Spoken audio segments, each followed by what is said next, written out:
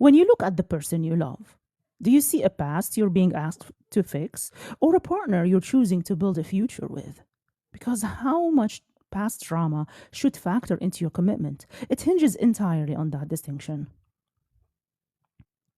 It's not about the weight of the baggage itself. We all carry something. It is about how it is carried. So let's ask the practical questions. First, is there awareness? Do they recognize their own ghosts? Or are you the one always pointing them out?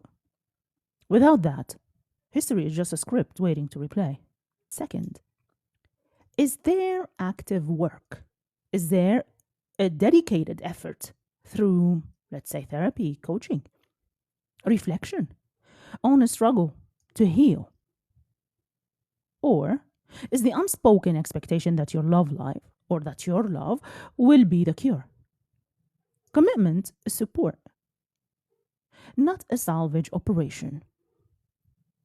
And third, maybe the most crucial, what is the impact on the space between you? Is their past a guest in your relationship? Or is it taken over the whole house? Does it leave room for joy, for ease, for a future that is not defined by old battles? And there's a fourth question. What does their vision of healing look like?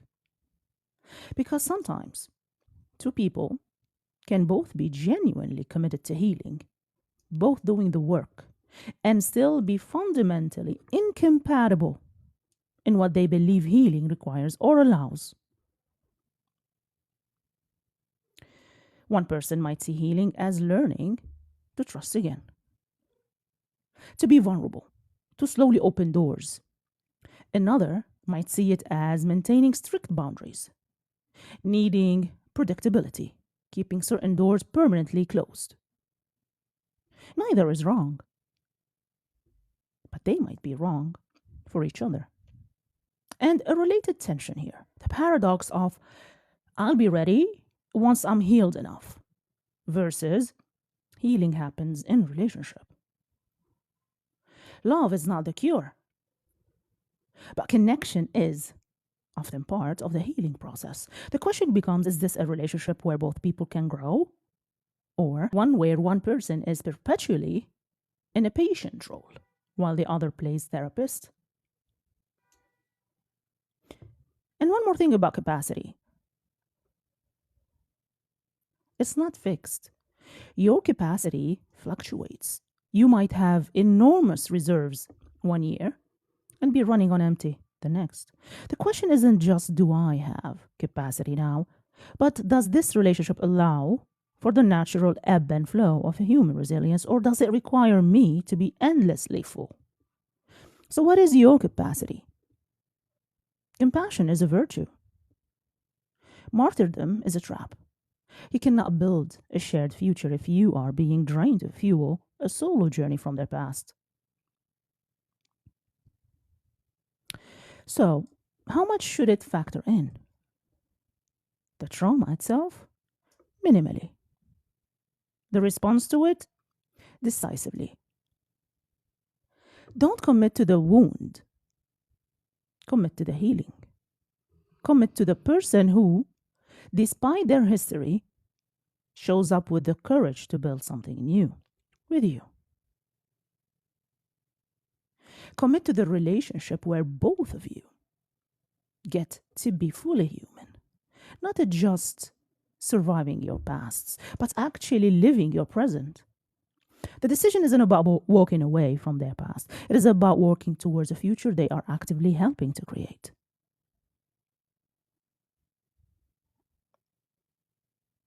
Now, how does someone actually know they have emotional baggage?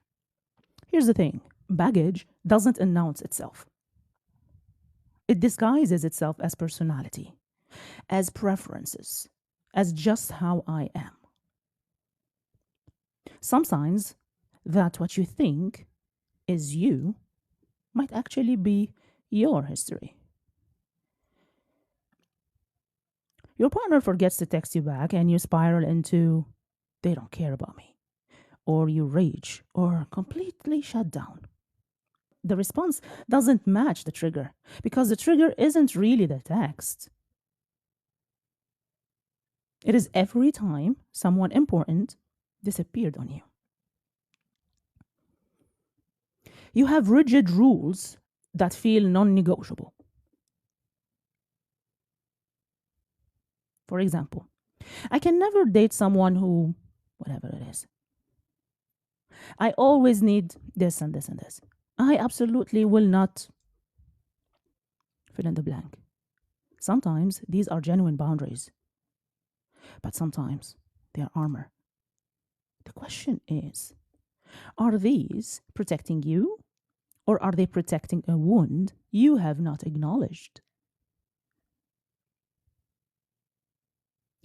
Repetitive patterns you claim to hate are the following. You keep ending up with the same type of person, in the same type of dynamic, having the same type of ending. And you swear you are choosing differently each time. That is not bad luck. That is unfinished business, finding familiar terrain. Another sign is you might have hypervigilance disguised as intuition. For example, I can just tell when someone's going to hurt me.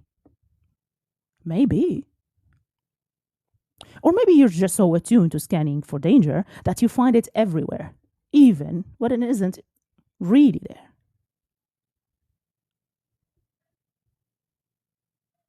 Another sign is you might have the inability to accept goodness. For example, someone loves you well and consistently, and it makes you deeply uncomfortable. You do not trust it. You test it. You sabotage it because your nervous system learned that safety is the moment before betrayal.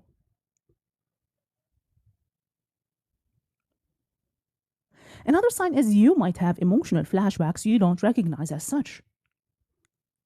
You're not thinking about the past. You're just suddenly feeling worthless or terrified or enraged, and you cannot quite explain why. That's your body remembering what your mind has compartmentalized. Here's the brutal one. Other people keep gently suggesting you might want to talk to someone. And you keep insisting, oh, I'm fine. What is the impact when someone doesn't have that awareness?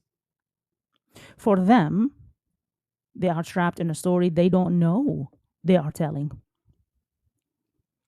Every relationship becomes a stage for reenacting old wounds. They are constantly reacting to ghosts, but they think they're responding to the present. They suffer and they think the suffering is just life, relationships, how things are. For their partner now, you become a character in someone else's unfinished narrative. You get cast as the villain or the savior or the abandoner, and nothing you actually do changes the role you have been assigned. You find yourself constantly justifying, reassuring, proving. You're always on trial for crimes you did not commit. You cannot resolve conflicts because the conflict isn't actually about what you are arguing about. Worse than that, you start to doubt yourself. When someone treats their trauma responses as objective reality, you are rejecting me, you don't care, all that, and they're utterly convinced, you start wondering if maybe they're right. Maybe you are the problem. This is how unhealed trauma becomes contagious. Now, for the relationship, it cannot actually grow because growth requires accurate perception of reality. If one person is constantly responding to shadows instead of what's actually happening, you're not building on solid ground. Trust becomes impossible, not because of betrayal, but because their trust was never about you. It was about whether you would confirm or contradict their deepest fears. And those fears are hungry. They'll find evidence anywhere. So, how does someone develop awareness? First, feedback from multiple sources. One person telling you something about yourself? Maybe they're wrong. 3 people? 5? Well, that's data. Second, noticing the gap between intention and impact. I didn't mean to hurt you becomes your most common phrase. Your intentions are good, but something keeps going wrong. That gap is where your baggage lives. Third, spiritual coaching, therapy, or deep self reflection. This is the most reliable path. Fourth, tracking your stories. What story do you tell yourself about why your relationships end? About why people hurt you? About what you deserve? If that story is always the same, and you're always the victim or always the villain, that is a sign the story is doing the work, not the reality. And fifth, getting curious instead of being defensive. When someone says, "You hurt me," the unaware response is, "No, I didn't. You're too sensitive." The aware response is, "Tell me more. I want to understand how this landed for you." Here's the hardest truth. Some people will never develop this awareness, not because they cannot, but because the cost of awareness feels higher than the cost of continuing as they are. To see your baggage, you have to feel it. And for some people, the pain of feeling it, of admitting, "I am damaged, I am reacting from woundedness. My perception might be distorted," is unbearable. The ego will do anything to avoid that reckoning. So they externalize everything. The problem is always out there. Other people, bad luck, the world. And that's when you have to decide if you can love someone who is fundamentally unavailable to self-knowledge. Because you cannot have intimacy with someone who won't be honest with themselves. Now, when both partners lack awareness, you don't get a relationship. You get a collision of unexamined wounds. It's 2 people, each convinced their perception is reality, each reacting to ghosts the other can see, each triggering the other's deepest fears without knowing it, and then both wondering why love feels so hard, so painful, so much like proof that they were right to never trust it in the first place. Guess what? This is a trauma bonding. Not the deep connection people mistake it for in the moment, but a bond forged in mutual wounding. It feels intense, and intensity gets mistaken for intimacy. It feels familiar, and familiarity gets mistaken for meant to be. But really, it's 2 people drowning, grabbing onto each other, and calling it love, while they both sink. The chemistry is not attraction, it is recognition. Your nervous system recognizing the same danger it learned to call home. The highs feel so high because the lows are so devastating. The cycle of breaking and reuniting feels like passion, but it's just reenactment. You're both trying to heal childhood wounds through adult relationships, and neither of you knows that's what you're doing. Without awareness, there is no possibility of change, just repetition. The same fights with different words, the same endings with different details. 2 people locked in a dance where both are following steps they don't remember learning, wondering why they keep stepping on each other's feet. The only way out is awareness. For one person, ideally both.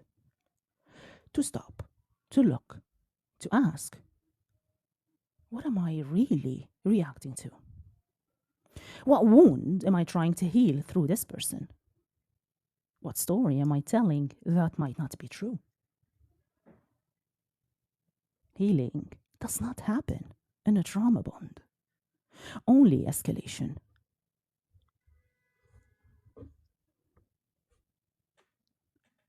I have another episode where I talked about trauma bonds in depth, what they really are, how to recognize when you're in one, and how to break the cycle.